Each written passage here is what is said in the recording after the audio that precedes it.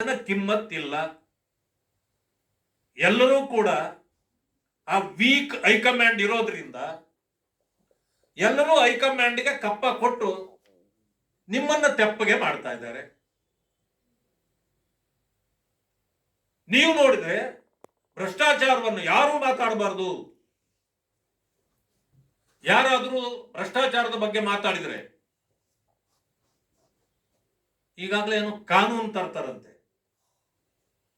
ಏನಂತಂದ್ರೆ ಕಾನೂನು ಯಾರಾದರೂ ಸುಳ್ಳು ಹರಡಿದ್ರೆ ಅಥವಾ ಸರ್ಕಾರದ ವಿರುದ್ಧ ಮಾತಾಡಿದ್ರೆ, ಭ್ರಷ್ಟಾಚಾರದ ವಿರುದ್ಧ ಮಾತಾಡಿದ್ರೆ ಅವರನ್ನ ತಹಬದಿಗೆ ತರಲಿಕ್ಕೆ ಒಂದು ಕಾನೂನು ತರ್ತಾರಂತೆ.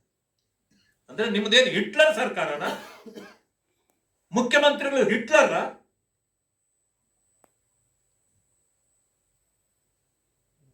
ಅದಕ್ಕೆ ಇವತ್ತು ನೀವು ಏನೇ ಕಾನೂನು ತಂದ್ರು ಆ ಕಾನೂನು ನ್ಯಾಯಾಲಯದಲ್ಲಿ ನಿಲ್ಲೋದಿಲ್ಲ. ಯಾಕಂದ್ರೆ ಬಾಬಾ ಸಾಹೇಬ್ ಅಂಬೇಡ್ಕರ್ ರವರ ಸಂವಿಧಾನ ಎಲ್ಲರಿಗೂ ವಾಕ್ ಸ್ವಾತಂತ್ರ್ಯವನ್ನ ಕೊಟ್ಟಿದೆ. ನೀವು ತಪ್ಪು ಮಾಡಿದಾಗ ಅದನ್ನು ಎತ್ತಿ ತೋರಿಸುವ ಅಧಿಕಾರ ಸರ್ವರಿಗೂ ಇದೆ. ನೀವು ಯಾಕೆ ಆ ರೀತಿ ಬಾಯಿ ಮುಚ್ಚಿಸ್ಲಿಕ್ಕೆ ಸಾಧ್ಯ ಇಲ್ಲ. ಆದ್ರೆ ಈಗ ಗೊತ್ತಾಯ್ತು, ಕಾಂಗ್ರೆಸ್ನ ಕೈ ಜನರ ಬಾಯಿ ಮುಚ್ಚಲಿಕ್ಕೆ ಕೈ ಇದೆ ಅಂತಾಯ್ತು.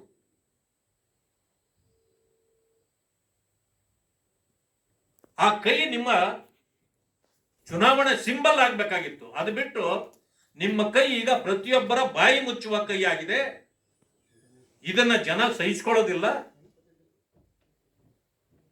ಪದೇ ಪದೇ ಜನ ನಿಮ್ಮನ್ನ ಅವರಿಂದ ಚೀತು ಅನಿಸ್ಕೊಳ್ಳೋದಕ್ಕಿಂತ ನೀವು ರಾಜಕೀಯ ಸನ್ಯಾಸ ತೆಗೆದುಕೊಳ್ಳೋದೇ ಲೇಸು ಅಂತ ನನಗೆ ಅನಿಸ್ತದೆ.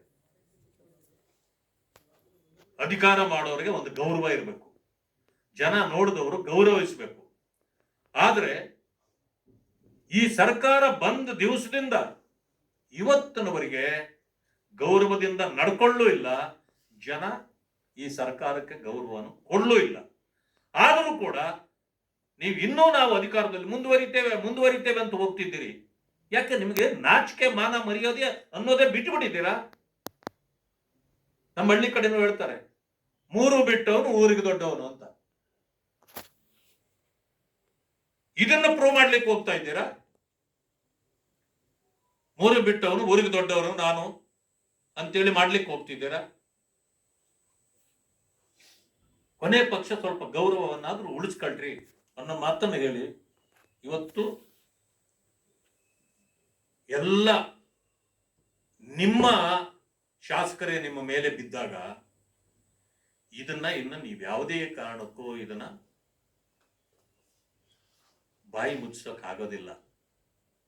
ಅಂದ್ರೆ ಇದು ಮಿತಿಯನ್ನು ಮೀರಿದ ನಡತೆ ಆದ್ಮೇಲೆ ನೀವು ರಾಜಕಾರಣ ಮಾಡ್ತಕ್ಕಂಥದ್ದು ಒಂದು ಗೌರವ ಇಲ್ಲದೆ ನಡ್ಕೊಳ್ತಕ್ಕಂಥದ್ದನ್ನ ಜನ ಸಹಿಸ್ಕೊಳ್ಳೋದಿಲ್ಲ. ತಕ್ಷಣ ತಾವು ರಾಜೀನಾಮೆ ಕೊಟ್ಟು ನಿರ್ಗಮಿಸಬೇಕು ಅಂತ ಹೇಳಿ ತಮ್ಮ ಮೂಲಕ ನಾನು ಆಗ್ರಹ ಪಡಿಸ್ತೇನೆ.